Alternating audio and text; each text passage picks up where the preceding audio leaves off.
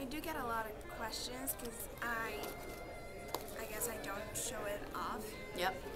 They don't know what I am, so I would get the question, am I straight, bisexual, gay? I get it a lot because some of my actions may tell it, but the way I dress, look, it's just like everybody else. Yep. Do you get those questions from the gay and the straight community? I get it more from the gay community. Because they're more, They're more open and more. yeah, open to ask that question probably, and also They're they're, more comfortable. more in tune with their sexuality in a way where, they kind of have to ask that question because, obviously if you're a lesbian, you don't want to pursue a woman who isn't also gay. Are there any stereotypes about, like, your identity and, what you choose? I think the only stereotype they have against bisexuals and pansexuals too is the fact that, like, we don't know what we want. Yep. Like, why you can't decide between a girl or a guy? Mm-hmm. Why the confusion, like why you're not sure about yourself, and like it's nothing about that. I'm sure what I want and I like. It's just I feel like I just don't see the sex as something important. I just see the person, the personality. Sometimes the gay community will find out that you're bisexual and kind of shun you because they think you're a poser. It's not only straight people who hold it against you because you're homosexual or bisexual. It's also the homosexual community holding it against you that that you like both.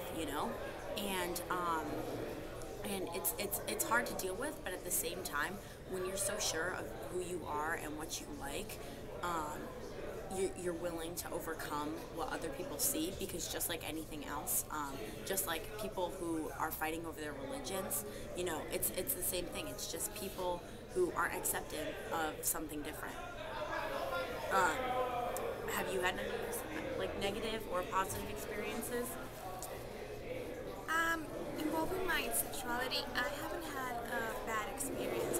Like, maybe I felt uncomfortable in a few situations, but not something like hallmark of my life, like nothing that bad. I had bad experiences because of my nationality and my race, but that doesn't have to do anything with my sexuality. Yep. Isn't that funny that you could be judged like simply on the outside so quickly because you're Puerto Rican? Yeah. When I'm sure that same person who was judging you for being Puerto Rican would also have judged you for being bisexual. Probably. But that's not something you can tell from the outside. What was your greatest fear of coming out of the closet? And it's still my greatest fear. My parents.